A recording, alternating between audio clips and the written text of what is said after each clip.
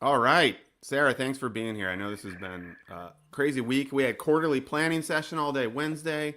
We got Yeah. more and more clients signing up for some awesome design and construction. So it's been a lot, but we had to get this after the live in with such a cool uh, dual guest experience, which is actually on Monday this week. Christopher Yeah. Lawton and Micah Stanley from Lawton Stanley Architects were on the show, and a lot of what we talked about was some of their incredible restaurant designs, including Curtis Duffy's Ever restaurant there in Chicago, which I've never been to, but you've actually eaten there. I have eaten there. Yes. That was my 40th birthday dinner. So, yeah, it was I was trying to remember all the little pieces of the experience outside of the food. And of course, husband architect Chris and I are geeking out over the space. And I remember feeling very self-conscious in the dining room because we're like touching the edge condition on the table and looking at the furniture and like staring up at the walls and the ceiling. And then the part that is the most funny is, or I think is the most funny, they don't have men and women's bathrooms in there. It's just three single, whoever, um, bathrooms, and they're all different and they're all designed different. So Chris and I kept going to the bathroom, be like, try the middle one this time because they're the designs are different in each one. So we went to the bathroom a lot, but otherwise, I thought that was the funniest part.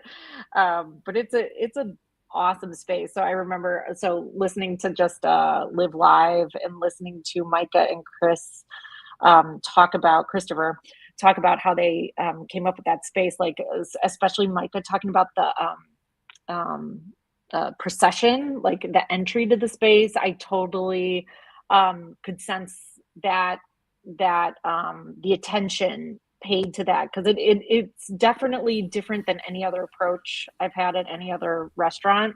It's not just like you're walked in and led to your table. There is a procession, and there is like the dark corner where they let you pause, and they brought out champagne, and you're just standing there, and you have a really quick like just a little shot glass pretty much full of champagne or an amuse bouche before you even get to the table. And it's like, oh, this is a different experience, but like, and it's dark and heavy, and then you just kind of are led around the corner, and then here's the dining room. And I remember how quiet it was in there. So hearing Micah talk about how intentional it was with the materiality, like I was so surprised by how small the space was that you really couldn't hear people at the next table, or you really couldn't hear any noise when you were walking through that dining room. It was almost like spooky quiet. Um, and then you get comfortable at your table, and then you just like, it feels intimate somehow just because of how quiet it is. I mean, it's an awesome space. It was such a cool experience. And I made it as my virtual background here Yeah. on one of the mini photos. So that would be the actual dining floor. And the are all of the slatted wall systems, are they all movable, or some That of I don't them? know. I mean, Okay, Chris and I were so some trying of them aren't. to, we were trying to look for tracks on the floor. So at some point we identified where some could move, but I don't know if all of them can because we couldn't walk around the whole dining room like weirdos. But I mean, and again, I just finished reading Unreasonable Hospitality, and Will Guidara talks so much about the smiling experience of fine dining and how that Yeah. kind of went away and it got stuffy. So Yeah. I'm sure that they they loved how excited you and Chris were about all the details The and getting server in was there. really excited because like Yeah. we'd be like at the table like looking at how the top is connected to the base, and we were like looking at the chairs and everything, and the server was just like, oh, you're architects, like they were really excited that we were excited and like just taking it all in. And was it just the two of you? Yeah. Yeah. Oh, you didn't bring the kids? No. Oh, come on. Oh my god, for that it's price, never. that's like when I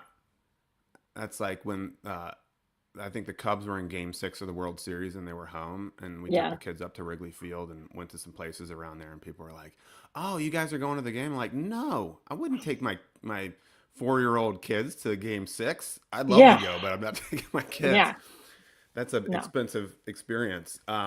So that's super cool. How about you remember the food? What'd you guys do? The Oh tasting my menu God. or Yeah, yeah. I think that's all you can do okay. at Ever. But yeah, I still have the printout somewhere and it's signed by Curtis Duffy too. I have all the pictures. There's so many memorable moments of that food. Like I'm a big fan of butter. Like Maddie at our office could tell you, she calls me Butter Girl, but I love butter. And they make their own butter. And one course is just 3 different types of butter and 3 different types of bread. And Chris and I still talk about that butter. And they even give you some to take home at the end of the day. And it was like my favorite thing. And then the thing that I think about the most was a dessert. Like you go through the whole tasting menu, and I mean, I'm not a chef, but I like to cook and I understand flavor profiles and mouthfeel and stuff like that. Like you get through, I don't know how many, 8 courses, 9, whatever, and then you feel so full, and then they start the desserts, and you're like, oh my God, I can't do this. But like they ended the tasting course with the richest meat you could imagine. I think was it the Wagyu beef? I don't know, but it was just like really, there was a lot of fat in it, and it was just like over the top. And I was just like, no, we're done. And then they hit you with this amazing dessert that was really tart and light, and it just cut through all that fat so perfectly. I think about that dessert at least once a week. And it was like a jelly, it was like hibiscus and oh, I've got a picture of it, and you have to like crack through this like sugar shell on top of it, like this clear sugar wafer on top, and it was just the perfect bit of like tartness and lightness, and it was like, oh yeah, now I can finish the rest of the desserts. And that was like one of those moments where I'm like, okay, I get it now. Like I get the tasting menu and the procession now. Like you really do have to think about that. And it was one of the most successful like meal transitions I've ever experienced. I think about it all the time. Well, I'm getting hungry now. Okay. Well, we talked about the space. It was a really cool episode, and there was a lot of parallels. I think that I brought up during the episode too. But as a business, as a small business, and how they've kind of struggled with scaling and being okay with that, Yeah. to be the artist, and the parallels to Adam Reed Tucker, and just wanting to make and do their specialty is really interesting to hear. But after doing these exceptional Michelin restaurants, Michelin starred restaurants, then they kind of got into bread and butter work, and it kind of led them on a little bit of a different track. And they're like, well, we don't really like doing that. So they said, okay, let's Yeah. just focus on, just really picking and choosing the exceptional projects that we want to do, which Yeah. is interesting. It's a, to be intentional about that, I think is really, really important. And to just Yeah. understand that, because there's a lot of different ways you can go in business, if you want to scale and offer. Oh yeah. I mean, my take on it is if we just limit it to one project a year, we're limiting the number of families that we can, impact and bring Right. more And stuff to that's the our world. Yeah. LivCo's mission statement, is changing the way people live. And we can only change one person in the way they live if you limit the number of, or whatever, one family. So yeah, I totally relate to that. But one of the things I was interested in hearing and listening to them talk about was like it's just such a different type of architecture and a different client than what we deal with every day. Like when I think it was Christopher talking about how the level of trust that they had to pretty much demand from their client or their investor, and how he was saying like every step of the way the trust gets oops, I lost that AirPod, but along the way how the trust gets whittled away, and then when they finally see the end product, how like fulfilling that is. And I'm just like, that I don't know if we'd ever, being in just single family residential world, ever be able to whittle away trust that much, just in the hopes that the family will be like, yes, we're ready for the payoff. Maybe if you're in the like major custom homes, like multi-million dollar custom home world, you can, but like at our scale, you just can't. It's a different client. Like you're dealing with people's their family life. You just can't just be like, oh yeah, just trust us. The lighting's going to be great here.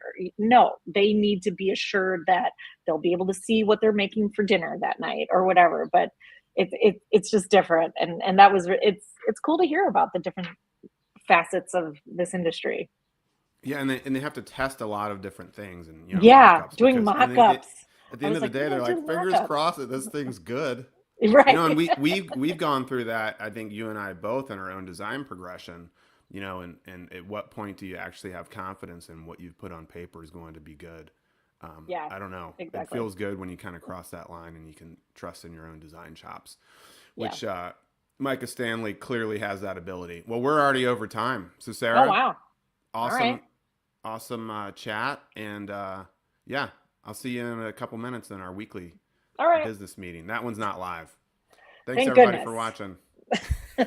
See ya.